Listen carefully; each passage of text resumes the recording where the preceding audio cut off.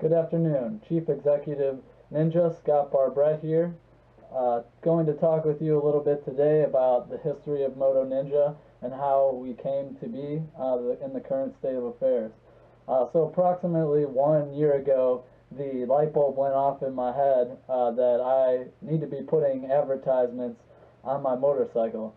I ride around quite frequently for my day job on my BMW motorcycle, usually in my business suit, which is pretty eye-catching in and of itself. And one of the days it looked like rain.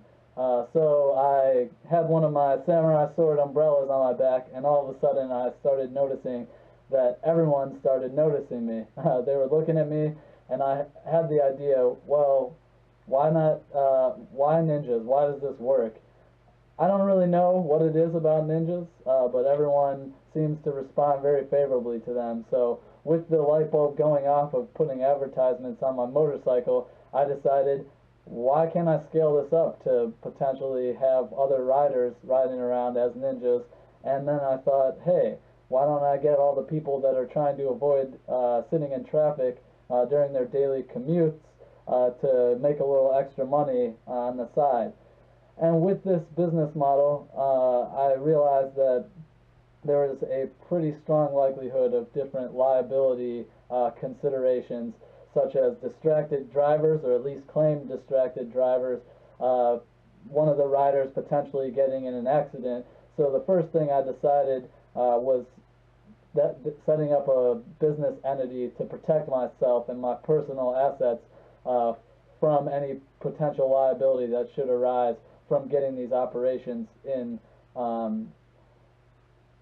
actually commencing. So basically, that was the first thing I did. I went on to LegalZoom, researched how much it would cost to set up a single member managed LLC, which ran me about $600. And then after that point, it was very easy to then set up my business bank account and then make sure that I could start keeping my personal assets different from those of the company. So whenever you're planning on setting up your own business entity, you need to figure out what makes the most sense. Now with LLCs in California, you pay a minimum $800 tax to the state, regardless of whether you make money. And last year, I barely made any money. So it could have been premature in setting up this LLC. However, if I had caused an accident, I could potentially be sued for everything that I was worth. So that was like a very high consideration in setting up my entity as a LLC. But for any other individual, depending on what kind of small business you're setting up, it might make more sense to set up a partnership, a sole proprietorship. You'll get to keep more of your earnings, but there's also more risk.